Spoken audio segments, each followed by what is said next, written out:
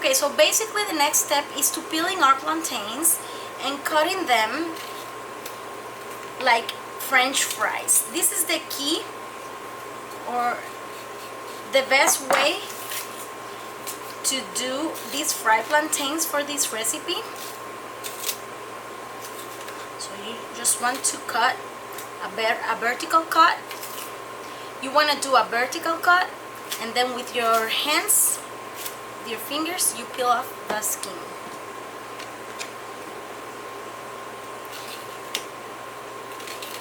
Just cut the ends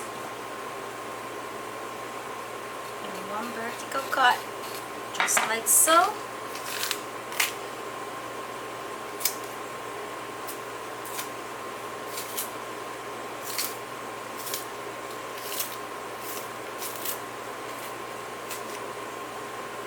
That's it.